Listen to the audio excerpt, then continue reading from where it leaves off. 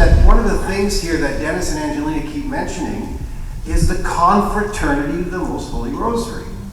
And I remember when they first started talking to me about it, I said, oh, yeah, in fact, I actually enrolled in that about 20 years ago. I just came across it at the time, and it was the U.S. I had to enroll through the U.S., sent in the letter.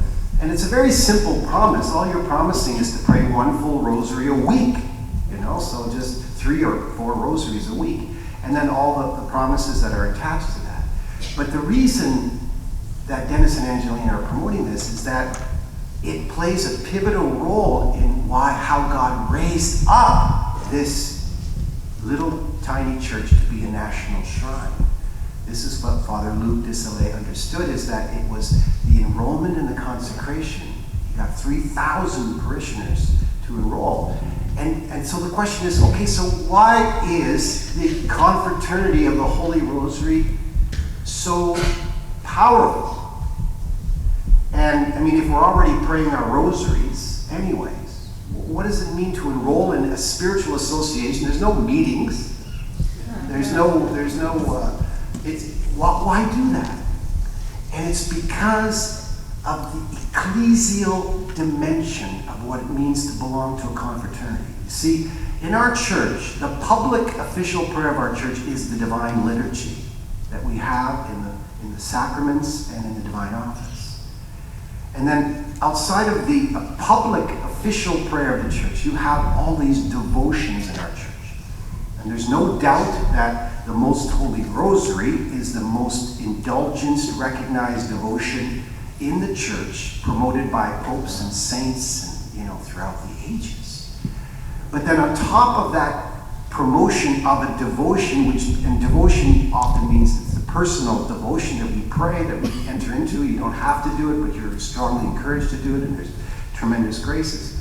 When you enroll in the confraternity, you're taking that personal devotion that you have to Our Lady, and you are uniting it now with an ecclesial recognition.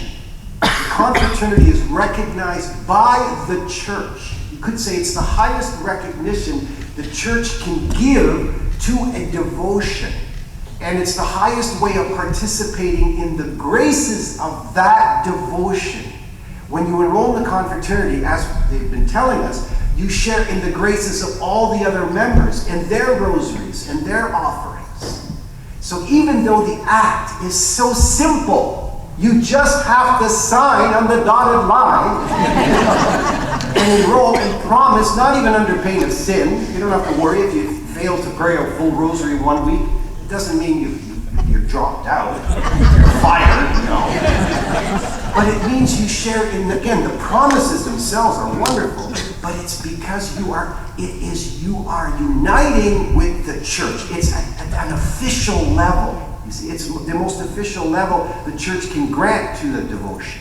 Again, these are just kind of intuitions or insights that I was getting, because again, initially I didn't quite get it too, Dennis and Angela talk about the shrine, and the confraternity, I'm kind of going, why are you getting so excited about the confraternity? I don't get it. You see? And I guess it's part of the secret. So if you get it, so that's the thing. So there better not be anyone here now this weekend who hasn't enrolled in the confraternity yet, right? Actually, you're never forced. It's all in. But that's the reason. It's an international confraternity with ecclesial recognition. So it brings an ecclesial dimension. It unites us as Catholics. See, our faith is not just private and personal. It's meant to be corporate and ecclesial.